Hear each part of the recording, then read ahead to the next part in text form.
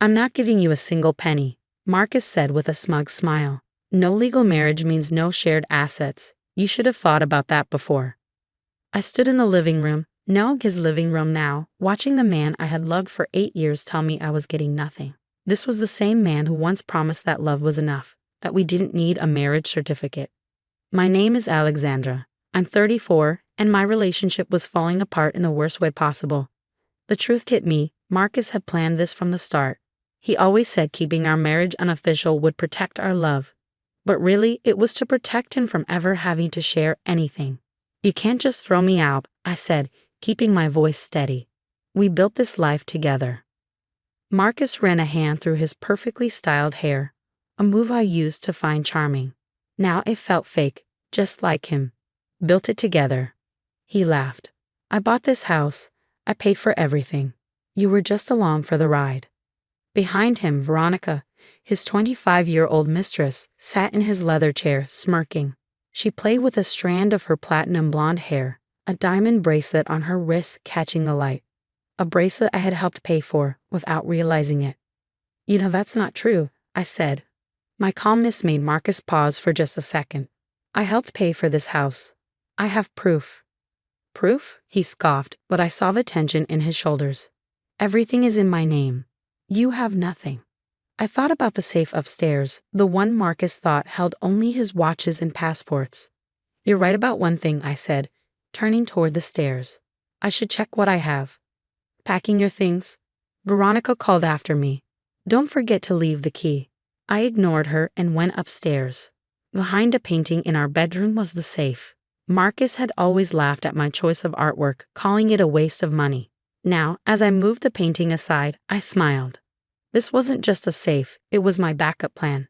6 months ago, I had found suspicious messages on Marcus's phone. That's when I had a second, hidden compartment installed. Marcus had no idea it existed. I heard footsteps behind me. Need help with the combination? Marcus asked, leaning against the doorframe. Or are you trying to steal my watches? You should check the safe yourself, I said, stepping aside. Rolling his eyes, Marcus walked over and entered the code, our anniversary date. The safe door swung open. His face changed immediately.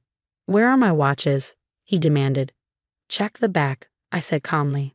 Marcus ran his hands inside the safe, finding the hidden panel. What is this? A second compartment, I explained. It needs a different code. Want to try? His face turned red. You had no right to do this. Actually, I said, I had every right. Just like I had the right to protect myself when I realized you planned to leave me with nothing. What are you talking about? I pulled out my phone and played a recording, his voice talking to his lawyer about how to make sure I got nothing. The conversation was from 3 months ago, right around the time he started seeing Veronica. Marcus turned pale. You recorded me? I did a lot more than that, I said. Want to see what's in the second compartment? I think you'll find it interesting. Before he could answer, Veronica appeared at the door. What's taking so long? We have dinner reservations. I smiled.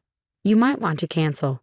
We have a lot to discuss about asset division and common law marriage laws in this state. Marcus's smug look faded. I could see the moment he realized he wasn't the only one who knew how to plan ahead. This is ridiculous, he snapped. You can't prove anything. Why don't you open the second compartment and find out? I said, leaning against the wall. The code is 071521, the day you met Veronica. I thought that was fitting. Marcus's hands shook slightly as he entered the combination. The hidden panel clicked open, revealing stacks of papers, USB drives, and a small laptop. What is all this? He asked, grabbing a file. Insurance, I said calmly. Proof of every deposit I made, every renovation I paid for, every piece of furniture I bought. But that's just the start. I opened a folder showing photos of Marcus and Veronica together, months before I was supposed to know about their affair. When someone moves money around suspiciously, a good investigator can find out a lot. Veronica stepped closer, trying to see the documents. That doesn't prove anything, she said. I smiled and pulled out another folder. Actually, it does. These bank statements show Marcus transferring money from our joint account to you, Veronica. The dates match your new car, designer clothes, and that bracelet on your wrist. Marcus lunged for the papers, but I stepped back, careful. These are copies. The originals are with my lawyer. Your lawyer? He laughed, but I could hear the nervousness in his voice. Since when do you have a lawyer? Since I found your emails to your lawyer about hiding assets from me. I held up another document. You should really change your phone password more often. His face turned white. You had no right to look at my private messages. Just like you had no right to take money from our savings. I shot back, pulling out more statements. Or to use that money to take care of her. Veronica's smirk disappeared. Marcus, what is she talking about? I turned to her. He's been using our money to fund your relationship, and according to these documents, I paid for over 60% of our household expenses in the last 3 years, while Marcus spent on his business ventures. Marcus shook his head. That's not true. Everything's in my name. That doesn't matter, I said, opening my laptop. In this state, if a couple acts like they're married for long enough, the law treats them as married. And we did, for 8 years. I played video clips from holidays, family events, and business functions. In each one, Marcus introduced me as his wife. Every clip was dated and saved. But that's not even the worst part, I said, pulling out the last folder. Remember the business loan you took out last year? The one that needed a spouse's signature? Marcus went pale. You wouldn't. You forged my name, I said flatly. I have proof. The bank's fraud department was very interested in it. Veronica took a step back, eyes wide. You told me you were divorced, that everything was settled. I sighed. He lied to both of us. The difference is, I figured it out and prepared. Marcus leaned against the wall, his plan falling apart. What do you want? He asked weakly. Fairness. Half of what we built, the house, the savings, everything. If you fight me, I can take this to court. And we both know that won't end well for you. Veronica grabbed her purse. I can't believe this. You told me you were rich, that everything was yours. Veronica, wait, Marcus called as she rushed downstairs. I calmly put the files back into the safe.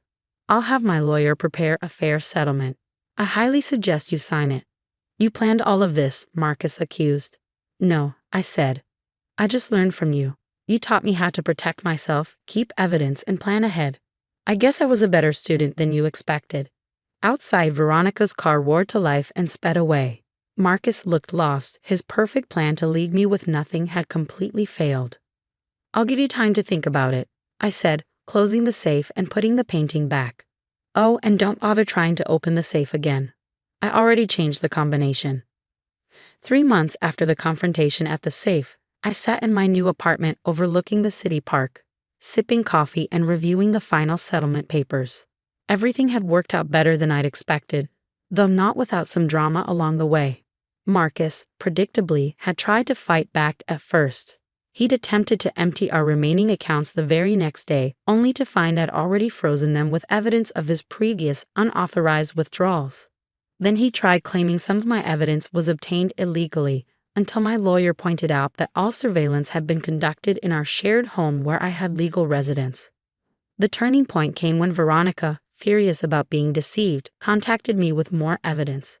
Apparently, Marcus had written her several checks from his business account, listing them as consulting fees to hide our money from me. She'd kept copies of everything. I thought you should have these, she'd said during our coffee meeting. He played us both, just in different ways. The bank's fraud department was particularly interested in those documents along with the forged loan papers. Faced with potential criminal charges, Marcus finally gave in. My phone buzzed with a text from my lawyer. Settlement approved by the judge. Everything's official now. I smiled, remembering Marcus's words from that day. I'm not giving you a penny. In the end, he'd given me exactly what I deserved. Half of everything we'd built together. The house was being sold, with proceeds to be split equally. Our joint accounts were divided, and he had to repay every penny he'd given to Veronica from our money.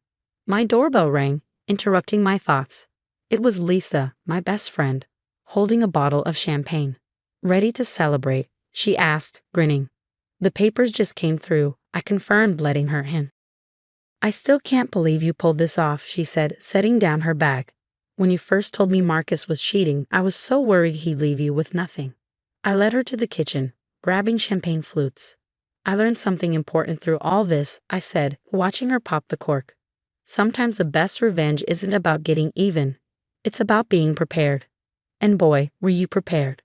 Lisa laughed, pouring the champagne. The look on his face in the security footage when he tried to access the safe again was priceless. That had been an interesting day. The cameras I'd installed caught him attempting to break into the safe while I was out.